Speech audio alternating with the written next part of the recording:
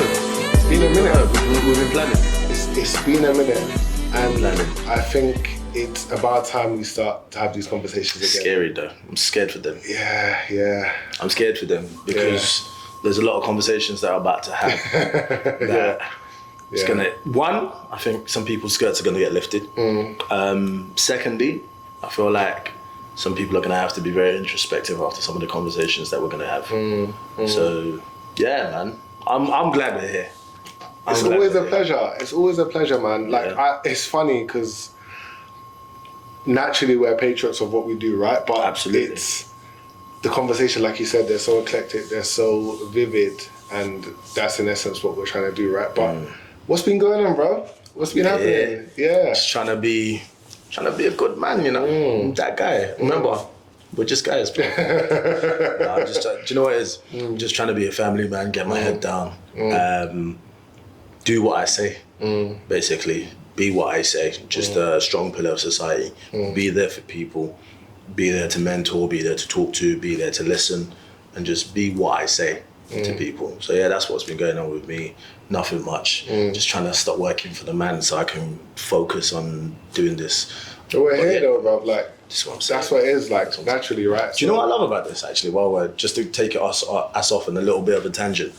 What I love about this is exactly how we started. Do you remember? Sitting down there. Was that On the your sofa Yeah. at my house, Yeah. just the two of us. Yeah, just chopping up. Just come back to Feels basics. like old time. It is. It feels familiar. It's been a deja vu day, bruv. Like, now you mentioned what you just said, and it's so true. Like, I think the realest things come out of just these very candid conversations where you're just sitting and just seeing where the conversation takes you, right? There's no vein, there's no agenda, and naturally there's things that's come out of it. Yeah, it's been a journey, but it's a journey worth having. It most certainly has been. And yeah, just likewise to you, man. I think just living life, man. Getting ready for the new iterations of life, getting ready for, obviously the new year is around the corner. Literally we're a couple weeks out.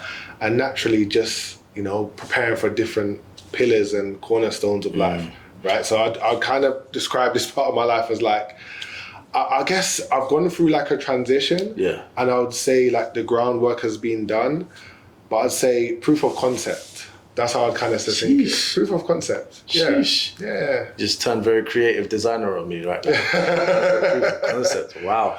That is life though, isn't it, right? It's a proof of concept though, isn't it? You mentioned something, that I want to explore quickly, because I'm cognizant that for a lot of people, the new year means having to be reflective and having to think about what it is that they want to achieve. So for you yourself, are you somebody that does like New Year's resolutions? How do you go into the new year? How do you ensure that the next year is going to be intentional? I don't do New Year's resolutions, but what I do is I take stock of what's happened in the last month. So December is like this a pure disconnect. Okay. It's me with my own thoughts and reverse engineering the process for 2024. Yeah. So I always say like it's not how, it's who. Okay. Like, who do you need to become to achieve those things? Not how are you going to do it? Because the how is like, it's asinine to even think about that, right? That's like they say, what's the saying I would say to you? What man plans and God laughs. God laughs, yeah. Like there's so many different ways to achieve it. And if you speak to so many different people that get to, similar places, similar pit stops that you want to get to, you get like a myriad of different ways. Yeah. So I think, who do I need to become? And then I think, what is the vehicle I'd like to take to get me there at first class, right? So I don't want to, like the idea of like, achieving your goals and being stressed and burnt out and worn out. I don't want to, like for me, it needs to be finesse. It needs to be like a R2 square top corner triangle, free ball. That's what I'm saying. But that's what I ascribe to. Okay. So that's my kind of perspective on it. Yeah, see, like you, I've left all that resolution stuff behind because I feel like the times when I have done them, there's an element of guilt very early on in the year that I carry, and it becomes burdensome moving forward. You know what I mean? Which then stops me from achieving other goals that I have, and it also stops me from being able to recognize when opportunities appear because I'm on this constant retrospective, backwards looking stance of okay, cool, like I didn't do that, I didn't go to the gym, I didn't do that, and you don't see what's right in front of you. And sometimes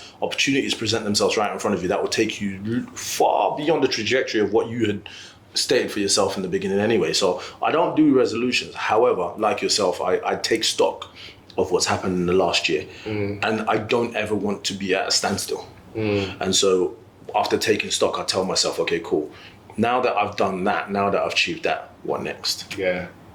And that what next isn't necessarily always quantifiable, but I have big dreams. Yeah. So for example, one of the dreams that we've shared together is me saying to you, I want to take mentality to a point where I can open up at the Coca-Cola arena, and it's just mentality at the Coca-Cola arena. Now, like you, it's the vehicle of how do I go there? How do I get that going? And if it continues the way it's continued, both of us have been very intentional. Both of us have been very aspirational about where we want mentality to go.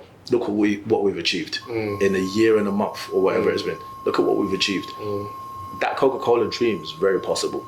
It's very possible. Very possible. Very, very possible. And it's not even too far in the distance. I see it happening in the next 5 years. And I'll put it out there. I'll say it. Some people might laugh. That's on you, but you'll be coming and paying tickets to attend. Yeah. That's my viewpoint. Yeah. So that's where I'm at now. But yeah, the New Year's, new dreams, man. Yeah, man. The new year is always very fruitful. Yeah. And you know what? Even just to speak on the whole New Year idea, right? I'm like proper into spirituality, universe, all that sort of stuff, right? We're going there, yeah. Yeah, we're going there. Early in the pod. It's early doors, but we're gonna do it. Let's go. I similarly to you, I look at life as a perpetual state of manifestation. Absolutely. Right? Like there's never the right time, but if we're going to talk about it just from a global kind of seasonal perspective, we're moving towards summer. So really we're preparing for the second quarter of the year. Why? Right. Because that's when plants start to grow. Okay. That's when bees start to come up. That's when bears come out of hibernation. That's when you can really birth your ideas, right? Correct. So realistically, like I said, it's a perpetual state of manifestation. And like you said, if you stay so resolute to what it is you're trying to achieve, you're not seeing the opportunities and the fruits that's laid before you in all types of seasons. So it's really, really interesting, that idea. But I would say, man, you got to just be an industrious person. You just got to be diligent, and you can never fail unless you choose to concede. And that's just it, right? Like wherever you are, whatever station you reside in, right? Just keep on going, innit? Because there's always there's always benefit. Yeah. There's always the seed of equivalent benefit wherever you're at in life, right? Whatever failure you're going through in that. And that's what I want people to really kind of get, because I think when we talk about these things, it's all motivation oriented, right? There's no discipline, there's no standard. It's just, okay, the New Year's coming, I'm gonna do X, Y, Z, and then the first week you fail, literally, and then you're first back couple to square days. one. First couple days. That's what I'm saying to you. It's just a perpetual cycle, right? But this, I think that might even be the title for this thing. Yeah, don't concede. I think that's where it comes in it. So people tune in their minds to like, okay, cool. If I set myself a goal, how do I graft? Look, we live in a world where everyone just wants everything easy, innit? And they want it quick. So how do you get yourself to a point of, okay, well, I didn't do it day one, I didn't do it day two. How do I discipline myself to moving forward? What kind of tools are people needing to put in place? What kind of mindset tools, grounding tools, reflection tools, just being able to say, okay, cool, I've done all this, now discipline. Now let me create a lifestyle that I can step into, that it's not necessarily repetitive, but that I can galvanize enough from to make me achieve the goals that I've set myself for that year. And I think that's where a lot of people go wrong, is they concede early. I didn't go yesterday, I didn't go, I can't go tomorrow, done. You know what I mean? The goal that you set yourself is done. That can't be the case. It starts in the micro as well, because we're constantly like either honoring ourselves or dishonoring ourselves through everything we do, right? Like there's small yes and there's these small like kind of forks in the road throughout our day where you're saying yes and no to different things. Now you got to kind of get to the point where the 90, 95, 99% of those are in the inclination of your goals, right? Yeah. So like, let's say you want to get in shape, right? And you shouldn't be eating fucking Cheetos for breakfast, yeah? Well then saying no to that first no. Cheetos, bro? No, but for breakfast, bro, that's crazy. Put a little bit of milk in it. You're going mad. Yeah, but you get me though, innit? Because that sets you on a trajectory, an early trajectory, right? Those are those early wins, right? But oftentimes people start their days on a downer, which leads to this negative perpetual downward spiral, right? So I would say just be consistent with yourself. Like, can you look at yourself in the mirror and be proud of the person you are based on the conviction and the volitions you stand by. And that's the basis. And even before that, you've got to figure out what's your why. Like, why are you doing the things you're doing, right? Like, you know me, I'm a big, like, I'm like a fucking proper cynic. Like, I don't take anything like, you know, verbatim. I'm like, why? Why? That's the basis of a lot of our arguments, bro. Yeah, you got to, no, it's true, don't it, bro? No, but it's real talk, don't it? Even if you can't just consume from someone else without actually understanding where that comes from. It's impossible, but how? You're just taking someone else's centralized thought process and applying it to yourself, right? And why would you do that?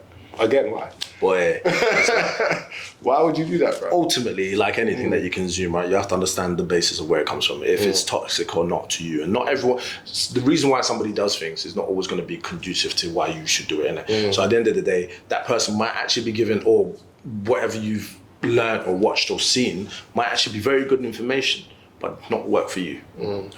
This is where sovereignty comes in, and it's understanding who you are and the journey that you want to go on. Because we can consume things and so on and learn from these people, but if it's not conducive to the lifestyles that we live, then brother, just drop that one in the bin, bro.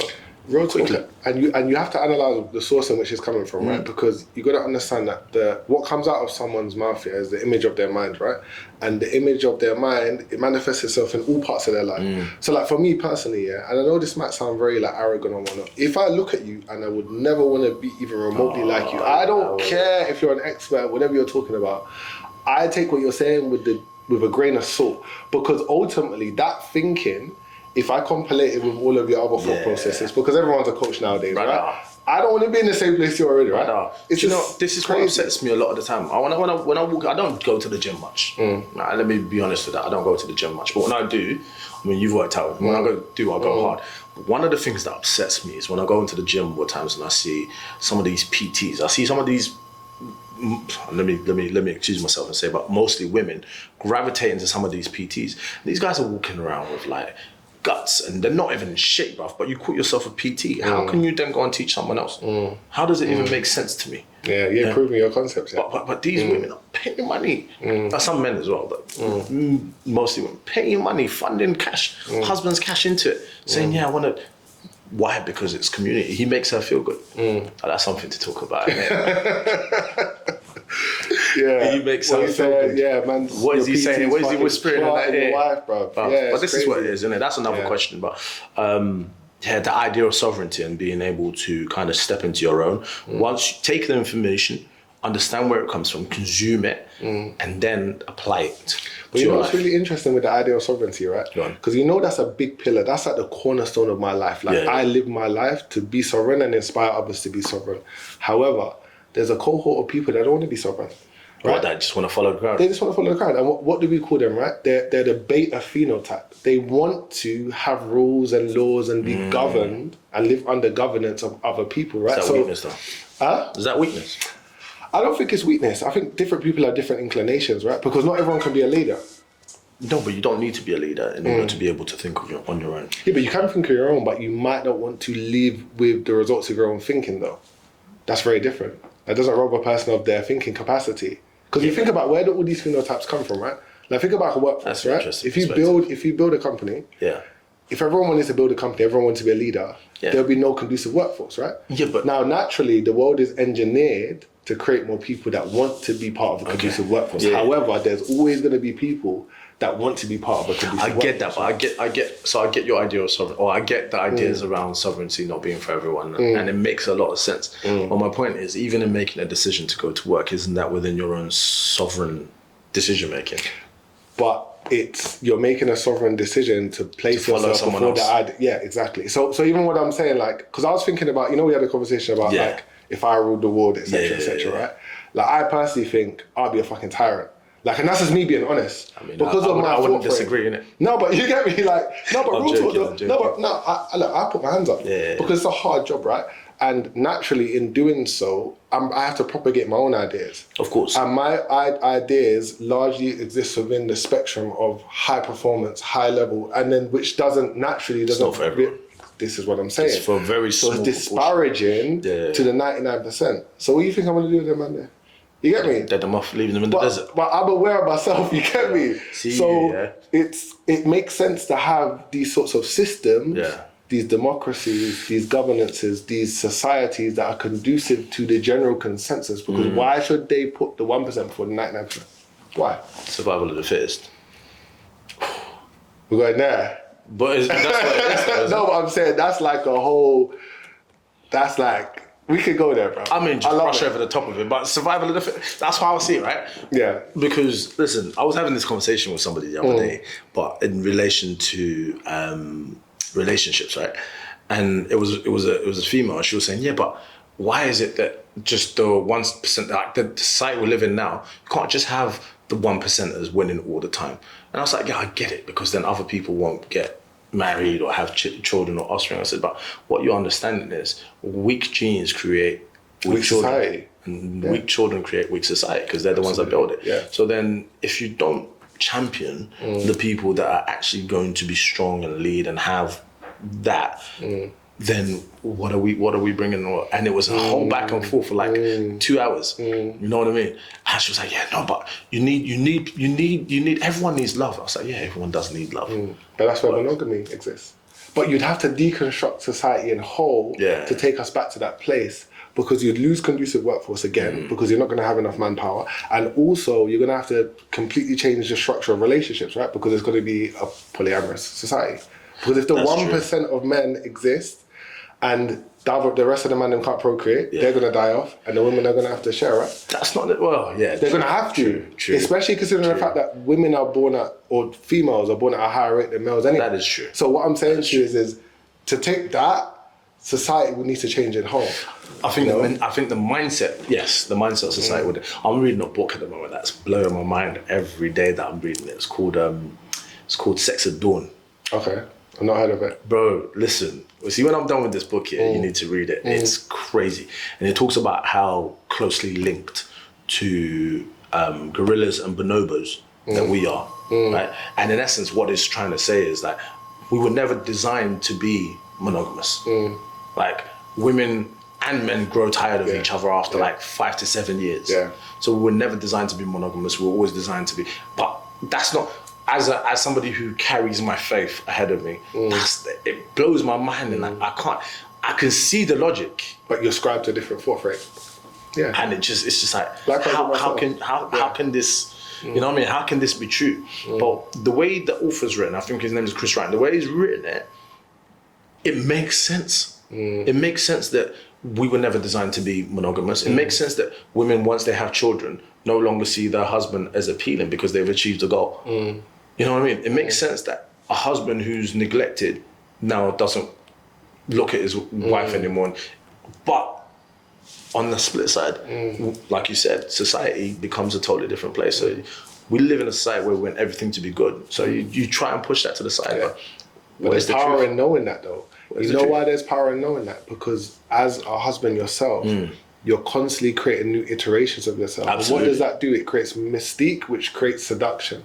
So in essence, your wife's falling in love with you over and over and over again, right? Because she should be. Yeah, at least if you follow that theory, right? Yeah. Because you're a new man, right? And especially if you're moving in the, your integrity and the integrity of your relationship, that's going to build that bond even stronger. However, that takes a lot of intention. Now, is it the human animal's design to apply that amount of intention just naturally?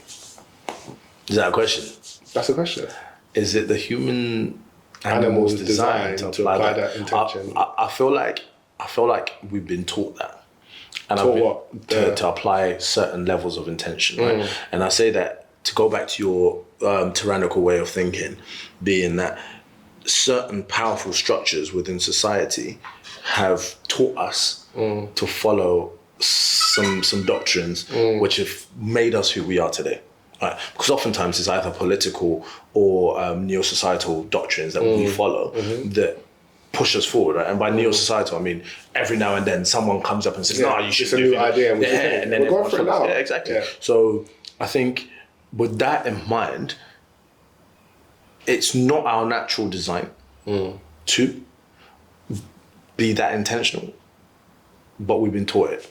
And society is conducive to that, right? Yeah. And however sovereign you think you are, how society is plays a part Absolutely. in some degree to your thinking, right? Of course. Especially as a man. Because, like you said, if you think of the typical tenets of masculinity, protection, provisioning, you're not protecting and provisioning just for yourself. No, that's for everyone. It's for everyone else, right? So you have to take those things into large consideration with the way you go about things, right? But that's our socio-cultural, this nuance of life is just so complex, isn't it, right? It's a mess, though. And that's what I'm saying to you, going back to running the world, like, you can see now why it's such a delicate dance, right? Because we sit here and we complain about the leaders of the world, but what would you do differently? Do you understand? Like, it's But go off grid, bro. find a desert island somewhere. Get me, sip some pina coladas, virgin. You get me? Have your nice little harem and just man, you're nice. So you're cool. Have your kids and get me, let them grow some dreadlocks. And trust me, done. Get me? Yeah. Now listen, I think we've. My issue with society is not even so much the intent or the intentionality of certain people. I think we've all been programmed to be robotic. And when that happens, we are incapable of now building a society where people can be happy or people can live harmoniously, because there are very few people that design the way we live, and people don't apply themselves to find out why we're being told to live this. Why do I have to go to school? Why do I have to work a 9 to 5? Like, whose design was that? Why do I have to do it? But once you start understanding where that stems from and the kind of the chronology of where this has come from, you realize it's all control facets. It's nefarious, bro. It's nefarious. So with that, once you understand that, then you can start thinking, okay, well, I'm building this for myself. And I think I encourage most of our followers to go and start actually understanding where a lot of these things come from. But listen, we know it's not for everyone, and we know, as Kori's rightly pointed out, we know that not everyone's supposed to be, or not everyone wants to subscribe to a sovereign mindset in that state. So listen, do what makes you feel good, bro. Yeah. I mean, if you want to go out and clock 10 gal. Not that I'm... we're not propagating these ideas, but I get what you're saying. But if that's what you want to do, go out and clock 10 gal in it. Yeah. You get me? It's a totalitarian tiptoe, isn't it, right? It's the tiptoe of things. And I always say you've got to look at the breadcrumbs. And people, like, as soon as they hear a piece of information they like, they just attach themselves to it. Like, they subscribe to that, and that's where they live and die. And that's the hill they're willing to live and die on as well. And you've got to look at what superseded that idea to understand what you're truly ascribing to. And then once you know what's happened before, you can predict the future. Because a lot of the things, ideas, especially as men, that we ascribe to will hurt us long term. Will hurt you, will hurt your kin, of course, will hurt just wider society, everyone around you. And then, and then you got man complaining that they can't find a wife and everything there. But you was gonna say something else there, weren't you? You was gonna say something else. Listen, one of the things I like. Child friendly, bro. Well, but we've already given them about 15 experiences. We were lost by YouTube demarginalized us about 5 minutes into the thing anyway. Nah, but listen, when it's all said and done, I think happiness is the destination that we're all trying to get to, right? Happiness and harmony, whether that be through being a nuclear family and having 2.4 kids, or whether you want to be single for the rest of your life, or whether you want to work a 9 to 5, or whether you just want to live life just kind of ticking along. Whatever the case may be, I think happiness is the destination. It's about how you get there. And everything, all the conversations we have are designed to be in such a way where we're only prodding. We're prodding and we're trying to find out where your mind's at. And they're not necessarily how we totally subscribe to life. But these are just the ideas that we want to trigger people. Yeah, we can only give them so much of a piece of our mind, right? Absolutely. Yeah. Boy, at least my mind. See what goes on in your mind. Sometimes it's scary, bro. Man would have been crazy if I told them what's going on, but I think that's that's mad. But on that note, people need to come back and listen to the next 100%. one. Hold on, what was you talking about? The I ruled the world one. I think that one needs to be discussed. Because I want to understand what happens when we as men approach the world from a place of, okay, well, I want to rule it. And I want to see what we think would happen if a woman was to run the world. And then as an extension of that, maybe we might get a woman on. We might have to, because again, like I said, there's all this pushback about the patriarchy, but what's the alternative? This is it. Boy. What's the alternative? If you are not bringing an alternative to the table, don't give them too much. Yeah, that's for the next one. That's it. Yeah. Cool. Boy. Yeah. But listen, as we always say, our thoughts are not siloed thoughts. We are not experts. We're simply here to create forums and environments where we can discuss all kinds of topics without taboo, without prejudice. And it's open to you guys. So we do really want to understand what your thoughts are and what you would like to hear more of. 100%, man.